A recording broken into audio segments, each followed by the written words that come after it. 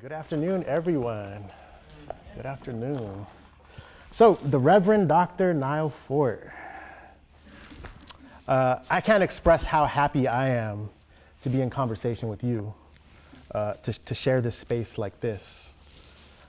So it's important to note when I write and when I wrestle with the questions that shape my thinking and my scholarship, I have a select few of voices that stay swirling in my head. And you, Nyle, are one of them. Absolutely. And I'm lucky that I can text or call Nyle, and so the conversation is just not in my head. Nyle and I have known one another for just over a decade now. We've been in the classroom learning together. We've hung out in apartments and on balconies dreaming together. And we've been in the streets protesting together. And it's a great pleasure to be together now for this occasion too, to have a conversation with each other, and hopefully a conversation amongst all of us about love, study, and struggle. Now that phrase, to give a little context, love, study, struggle, comes from the last section of the historian Robin D.G. Kelley's 2016 Boston Review article, Black Study, Black Struggle.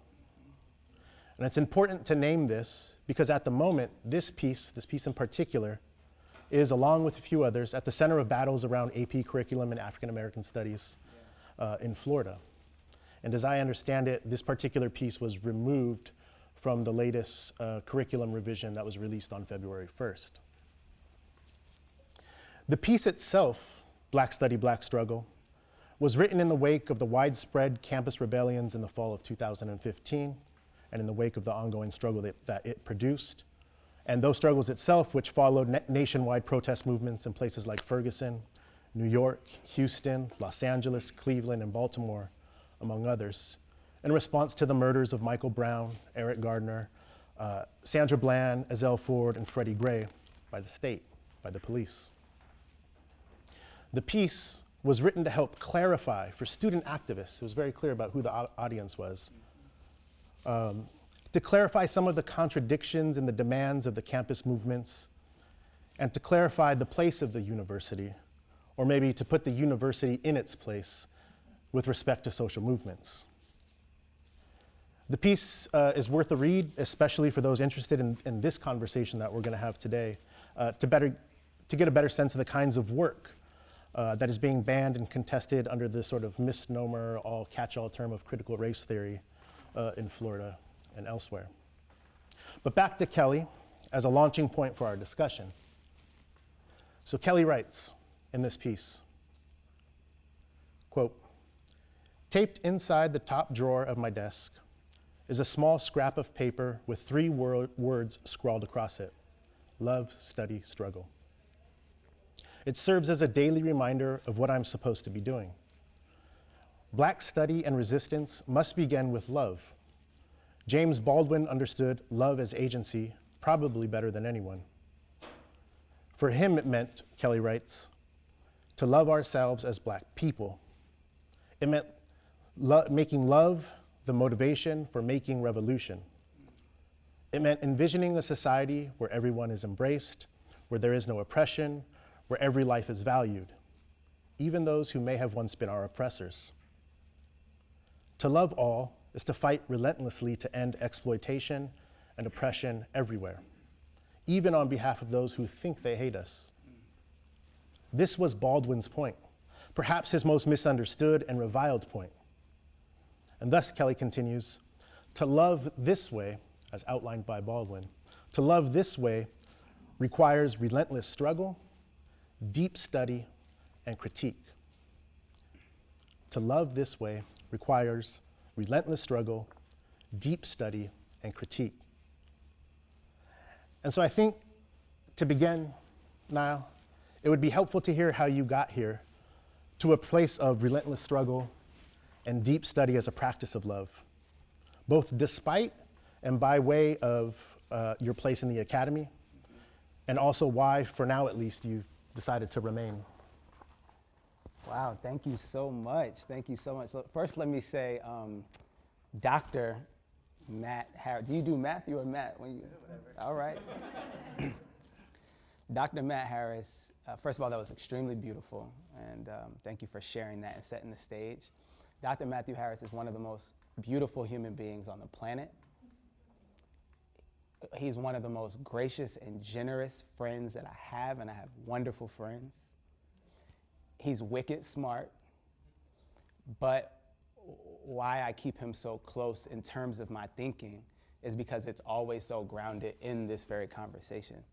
And so when I was asked to come speak, first of all, I just don't know how people talk for 45 minutes. So I just said I can't do that.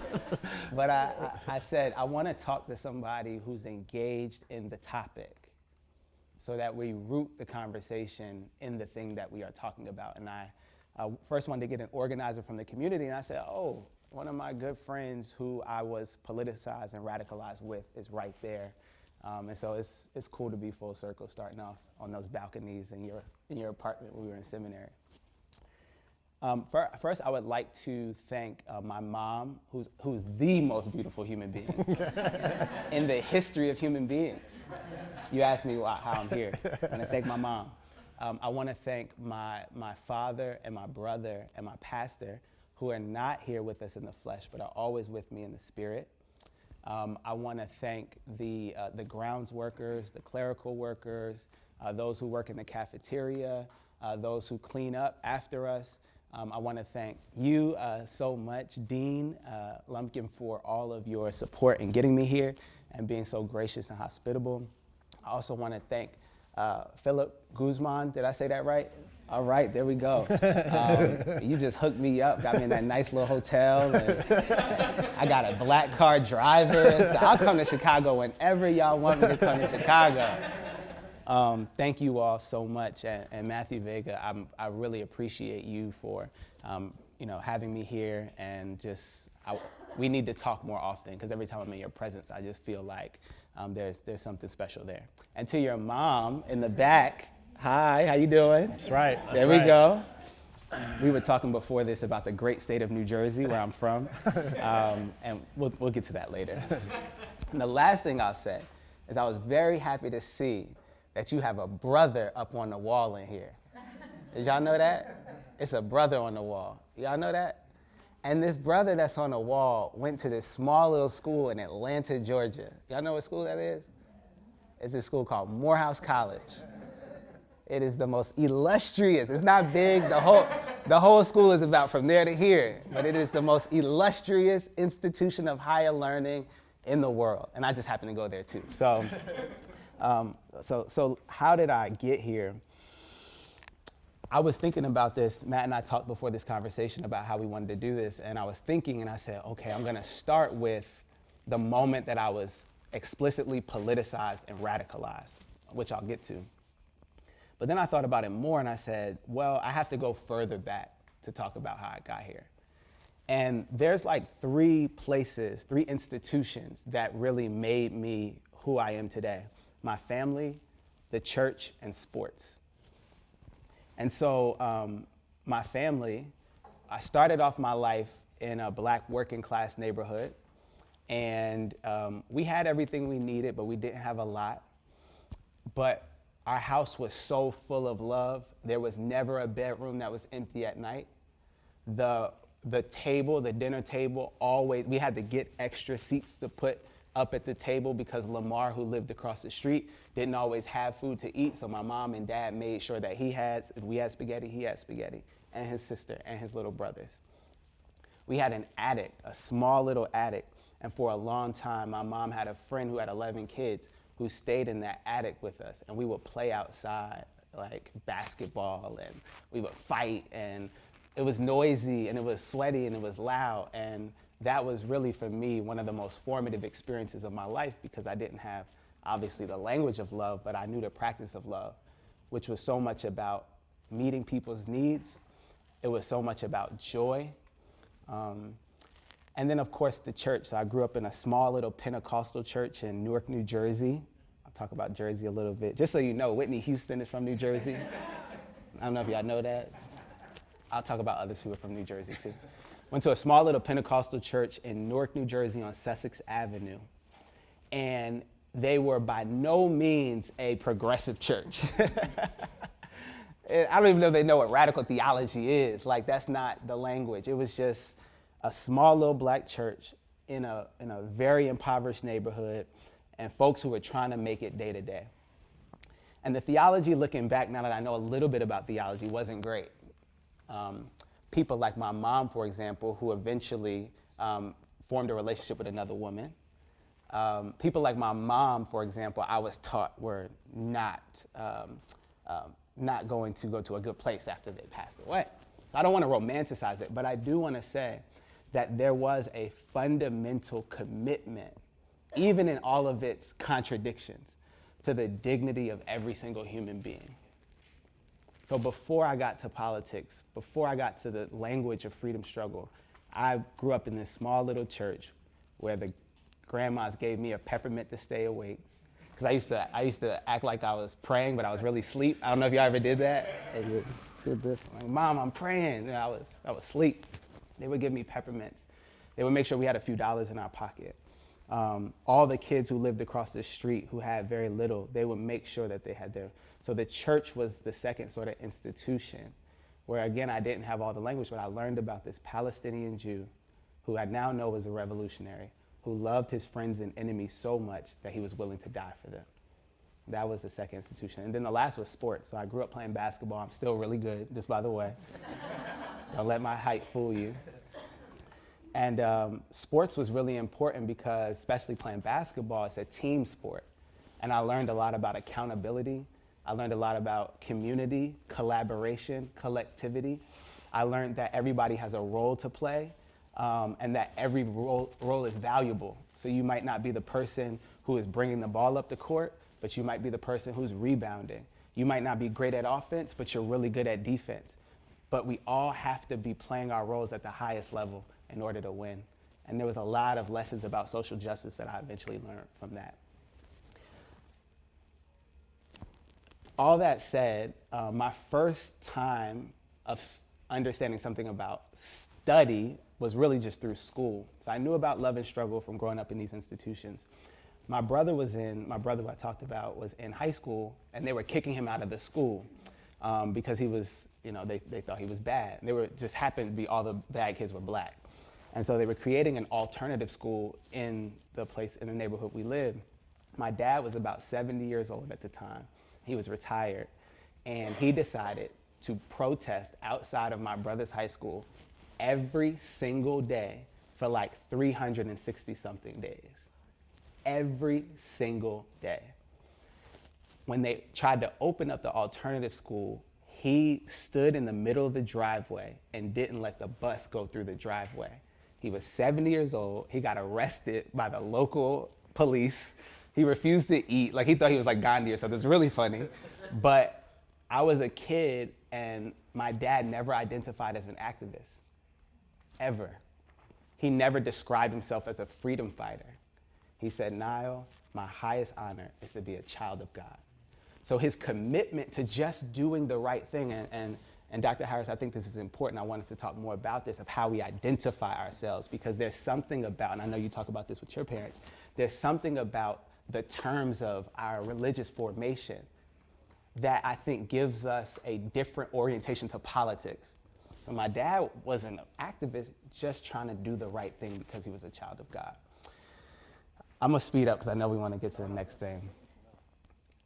So all this is cool, but I still don't have a language of oppression or freedom, right? So I eventually go to seminary, and it's my first semester of seminary. Our professor, Mark Taylor, who had been organizing to free Mumia Abu-Jamal, who's probably the world's most famous political prisoner. Mark Taylor was teaching a class called Systematic Theology. Anybody a Divinity school student here? Yeah? Do y'all have to take systematic theology? No, you don't have to take. Man, we should have went to Chicago. Wow, y'all don't have to take no core courses, nothing? I mean, there were core courses, but no one's like this kind of theology. Oh, wow, that's cool. Well, we did. We definitely did. We super did. Now, you can imagine, even if you hadn't taken systematic theology, we had a professor who had us reading James Cone the first week or two of systematic theology. This was Mark Taylor. This was my introduction to what theology was, reading James Cone, Black Theology and Black Power. And so a few weeks in, Dr. Taylor had Mumia Abu-Jamal, who was on death row for about 30 years, longer than I had been alive at the time, call into our class from the dungeons of death row and give a sermon, speech, meditation, I don't even know how to describe it, about how the world is cruel and need not be this way, but also how we have the capacity as people to transform it. And so here's my language of freedom and justice starting to get formed. But it wasn't just that. It was that the way he spoke with such compassion and love and joy from a 6-by-10-foot cell, I said there's something more than just politics that's making him be able to do that. And so for me, that was the moment where it all came together, you know, where that love, that joy, those very tangible intangibles that I had experienced in the church, playing basketball, you know, with my dad, when Mumia gave it language, a lot of it came together. So we can talk more and more about that, but also want to, you were in the classroom with me, and I know you have a story, so I want to hear more. Yeah. I mean, that date was September 22nd, 2011. And I know that date because we were talking to someone who was on death row. And it was the night after Troy Davis was executed. The night after Troy Davis was executed. And it was a profound point of despair because there was a national and international campaign to get this execution stopped. And it failed. Desmond Tutu, everyone was on board, giving speeches, you know. And we talked to Mumia Abu-Jamal, who was on death row the next day. And Mumia expressed something more than politics, a profound sense of hope. And he didn't just give a lecture. Mark Taylor invited us students to ask questions. And I asked a question. And so this was my first chance I got to talk to Mumia. And Mumia is someone I know, so just to back up a little bit, you know, my whole intellectual journey is to catch up to my mom, who told me I can be anything I want to be, except for a cop or in the military. And it didn't come from a place of a cultivated political vocabulary. It came because the police and the military had damaged her family's life and my family's life, you know? And I've been trying to catch up to that since. You know, but so Mumia was someone I had already in my imagination because in my sort of avoidance of everything, I had gotten into the LA sort of hip hop scene. You know, I'm an older cat, so the 90s. He's a really good rapper too, by the way. So you know, Mumia was a name that was circulating, and so it was a weird thing for me to be in a classroom at Princeton Seminary. I'm a first-gen kid. Parents didn't go to college, so I think I'm in this hallowed place. And hallowed place, Princeton Seminary, Stewart Hall, and the most authoritative voice in that room, of a classroom, was someone on death row. And that for me, well, I'll say that was one point where I began to rethink what the possibility of a classroom could be. You know, what kinds of voices we can have inside of the classroom. Who it is that we're learning from. Who's the authority in something like systematic theology. I'm not a theologian by any means, so I ain't never gonna teach that class. You know, but, and let me just fast forward, a couple months later, what sort of set me on my trajectory is December 9th, 2011. When we had organized, we didn't organize, I helped, but we were there volunteering, an event in Philly that marked that 30-year anniversary of Mumia being in prison on death row. And it was at the Constitution Center in Philly. And outside of the Constitution Center,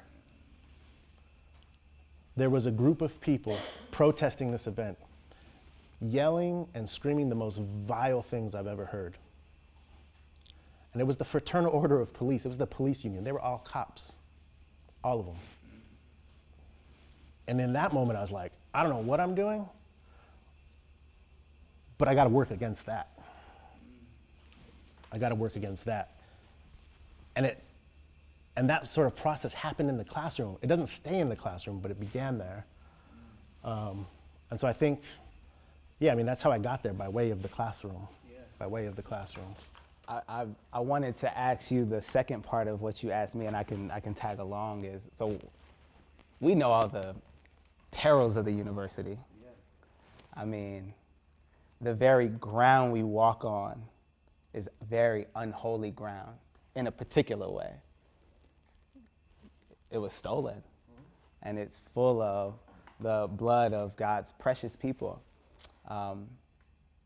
We can talk about the endowments of the universities and how they are, many of them, whether they're currently investing in exploitative corporations or that they originally gained their wealth from exploitative corporations. Either way, the university, I think you and I would probably both agree, is more a part of the problem than it is the solution. In light of that, what you doing here? Why you here? Why you not, somewhere else? What made you stay? Yeah, that's such a hard question. Let me say this first. The university, the university, not just this one, all of them, have this amazing, amazing capacity to make things uninteresting. and to defang some of the most powerful social theory that was born in struggle. It baffles me sometimes that we're reading Marx and Fanon and all these other folks, and it's the most defanged thing I've ever come across,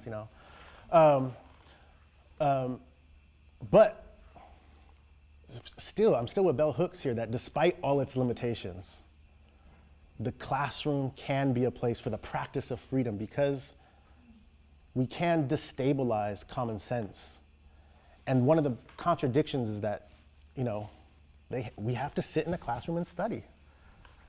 And the answer isn't a syllabus, decolonizing our syllabus or something like that, but it's a place to begin to destabilize our common sense. And the university can, with struggle, be a place to begin some of that work. And I've learned from, and if I'm in it, it's because I've learned from numerous mentors who have figured out how to do it. Yeah.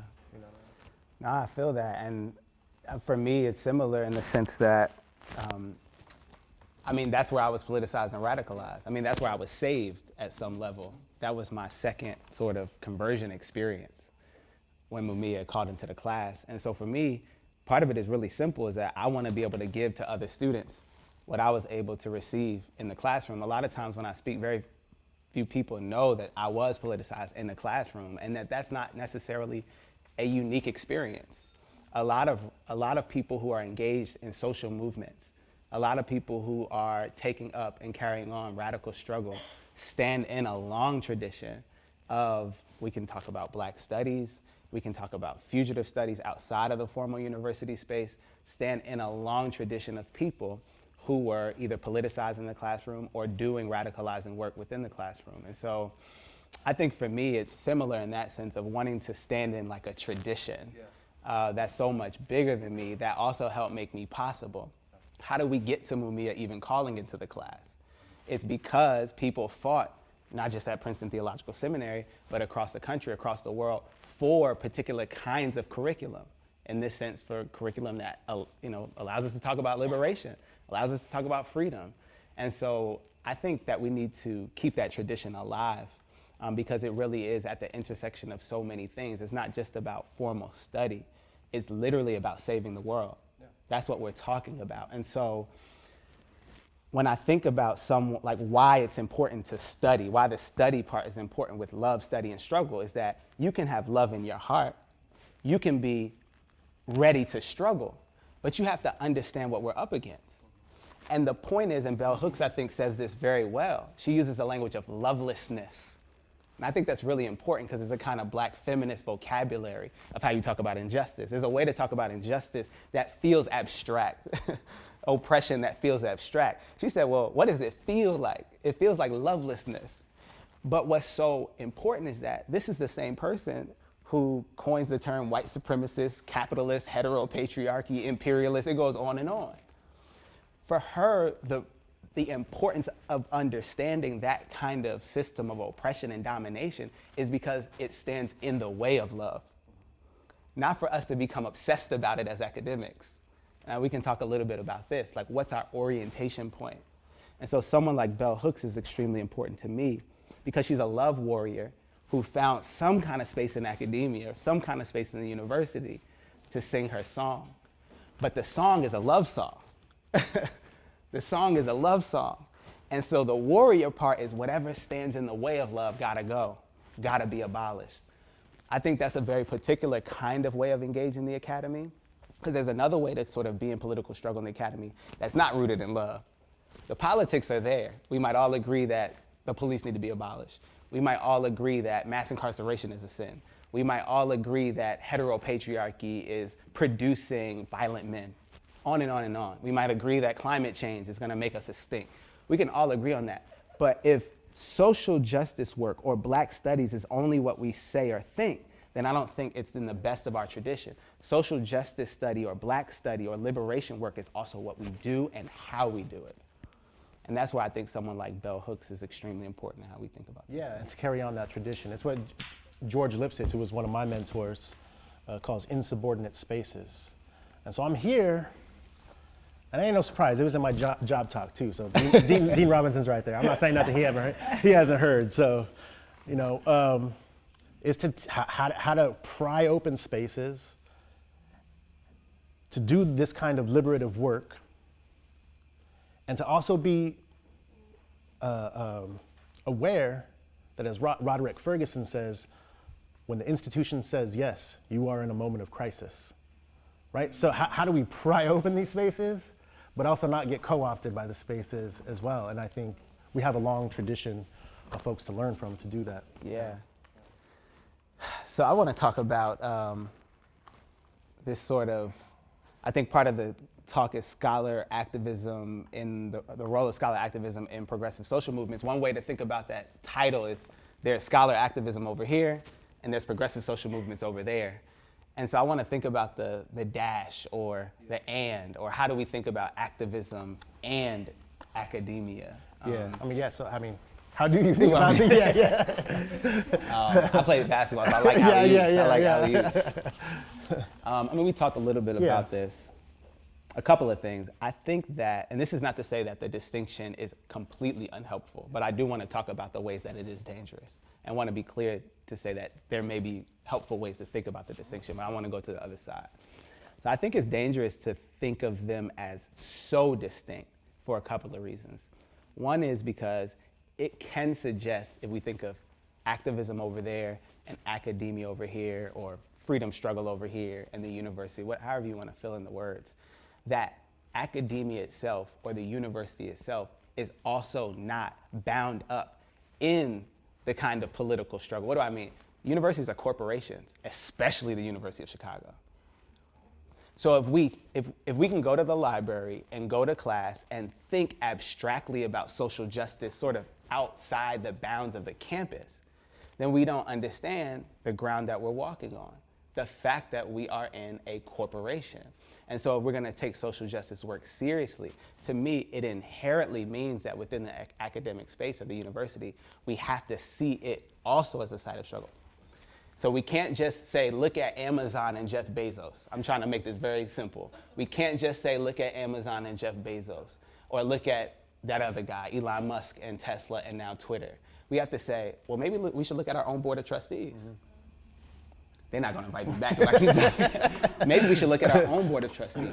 Maybe we should look at the way that our endowment is investing, right? And so just to demystify, and I think that's a part of the work of Black study and part of the work of liberation, the project of liberation within and beyond the university, is demystifying the idea that the university is simply about a leisurely experience where it's supposed to be sort of hospitable for you to think about grand ideas about the world and not take seriously the ways in which we're bound up in systems of domination that we might, in a class, let's say, wax poetic against. Yeah, Tony K. Bombara says, it's so much easier to be out there than right here. But the revolution isn't out there, it's right here. And, you know, she's calling us back in 1970 to think about the place where we stand as the site of struggle, as the site of struggle. It doesn't mean it's not out there as well. I mean, we can disagree about that, you know. Yeah. But you can't forsake the place where you are. Yeah, I think about this a lot because in certain ways, activism has gone super mainstream. So like, I shouldn't have watched the Super Bowl because I still stand with Cap, but it was on somewhere. It was on somewhere in a room somewhere. And I saw the field, and on the field it said, end racism. I said, that's interesting. That's fascinating. The NFL, one of the most exploitative sort of industries, sports industry, has on their field end racism. And what are they able to do? They're able to do what Pontius Pilate tried to do, just wipe their hands clean. Through what? Through just being able to put two words on a field. And so this is a part of the distinction. Some of us can, because of specifically the commercialization and popularization of social justice in the university and beyond, can do work around social justice, right? But think that the limits of social justice, again, is what we say and what we think and not what we do. And I want to give an example. So you can write a whole treatise about economic equality, but not be fighting for unionization around people who work in the cafeteria at the very institution that pays you to write the book. We can give so many examples of this. And so part of what, you know, I have to challenge myself. I want to be very clear. The beautiful thing about divinity schools and seminaries, we talk about this, is they can be confessional. I used to not like seminary. I used to not even like telling people I went to seminary because it's just, they look at you like, why? It's sort of strange, you know, like what is that about, you know? But actually I deeply appreciate one thing about it, a lot of things, but one is the confessional aspect. And I have to like look at myself too, which is not to say that I am the problem. It's not to sort of get into this idea that like, if we just look at ourselves, we can somehow fix the issue. But it is to say, like, what does it mean for us as scholars? For me to get my salary from Columbia University, for me to live in faculty housing, which is a part of Columbia University's colonizing project, where they stole housing and they stole land from indigenous people and black people who lived in that place. How do I work through those contradictions as somebody who every single class I teach is essentially about liberation? I think one thing, I'm curious what you think. I know for me, it's like, it's not getting comfortable, not becoming careerist, being willing. We talked about Derek Bell, who left Harvard because a black woman wasn't tenured, who left Harvard Law School because they wouldn't tenure a black woman, and he left. And he wrote down reasons why he would leave Harvard Law School before he took the position. And that was one of them, and he left. So yeah, how do you work through what some people might call a contradiction? Those of us doing liberation work, we can sit here and talk about the university, but you know, we getting paid by the university. Yeah. No, absolutely. Let me frame it by the kind of way the work that I do.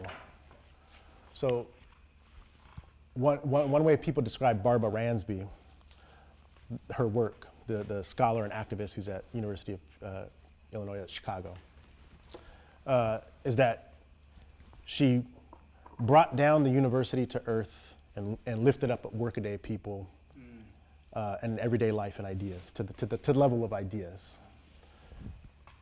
So as I think through the distinction between scholar and activist, part of my work, and I've already said something like this, is to rethink who is a scholar and who it is that we're learning from. Sometimes the distinction of scholar and activist assumes that the scholar is the thinker and the activist is the protester. As if people like C.L.R. James didn't write a treatise on Hegel. As if the people organizing to get folks out, to get their sons out of jail in Chicago, it's called Mama's something, don't have a better understanding of the criminal justice system, as if they don't have a better understanding of the criminal justice system than some of the folks who are writing about it. They know it better, how it works, that whatever, despite what it says, what its true ends are, these are they are profound social theorists. And so part of the work I see us doing is to, on the university's dime, to help us rethink what kind of tools we have to think through the problems, that we're confronted with. Yeah, I think it makes me think of, Patricia Hill Collins' classic book, Black Feminist Thought, was one of the first texts that really made me examine and think about where I thought sites of knowledge production were. And this goes back to Bell Hooks. Bell Hooks said, I came to theory because I was hurting. And a lot of her work feels like kitchen philosophy. She was abused as a girl and was trying to figure out how to stop getting abused. how to make the hurt go away, she said. And so even when I read someone like Bell Hooks, I'm like, how did they let her go through the academy writing like this? Because it's so clear. Isn't that something that if someone writes so clear, you have to question why the academy let them do that? Because somehow we value academic jargon and then can hide our commitments and arguments behind all of these words and not just say what we actually think. And Bell Hooks does that. And so I think this idea of who is a true scholar, I went to Princeton, there's this idea at Princeton, it's probably at Chicago and other places, the life of the mind.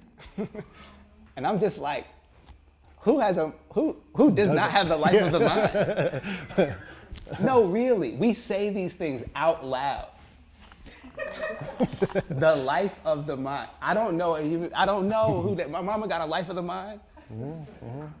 She, and so I think and it's not to sort of fetishize that idea, because there's another end of that, which is to say, well, those people outside the academy have all the answers, and those of us in it should just listen. That's not good thinking. Back to the deep study. That's not good thinking. Why? Well, first of all, clearly not everybody out there, all things to say. But we know that because we're at the University of Chicago. And so that's, I think, some of the things that come to mind. I also know time, 12:56, so I want to make sure we get the Q&A. I'll just say the last thing, why I'm in the university is because I'm also trying to recover the history of the university as a site, a node of the larger struggle. The reason we have campus police, right, is because of the 1968 campus revolts. The US government has said, we can't let that happen anymore. And so the systematization, the logic behind universities having the police departments is because there were student protests. And it wasn't just student protests, it was anti-war, anti-racist, it was getting military recruiters off the campus, police recruiters off the campus. It was a multicultural, multi-sided struggle that the university held together with contradictions, with infighting, but nonetheless, right? And that's why we have university police. That's why we have every block in Hyde Park. I don't know what it's weird for me to be here. Security guards. Yeah, I mean, it's not safety. And that's to keep safe the university's investments. Yeah, well, we'll talk about that in a minute.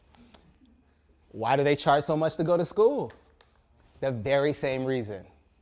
Ronald Reagan, Governor of California, protests popping off at UC Berkeley. How do we discourage protests? Police also should charge them a lot of money if you want to go here and protest, which was a concerted effort from Ronald Reagan and the broader sort of conservative push to capitalize and monopolize on higher education, not just to make a lot of money, but to get in the way of certain kinds of knowledge production that were bubbling up on campus that were rooted in protest. So we have $1.8 trillion of student debt right now, in part because people rose up against a variety of different systems of injustice. And that was the consequence.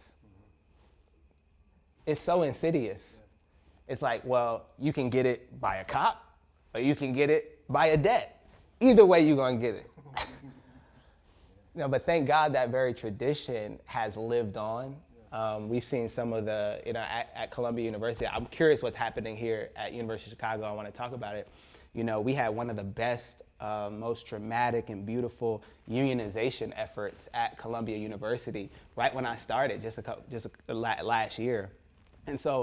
And that's alongside people unionizing at Amazon, people unionizing at Starbucks, people unionizing this is one of the best moments of unionizing in the United States in a very long time.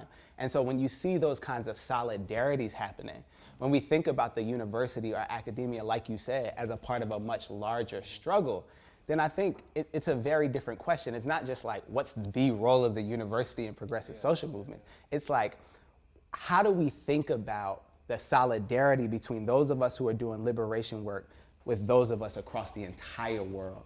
The work is to connect it. Yes. Yeah. I think that's all. That's it. That's it. it. Okay.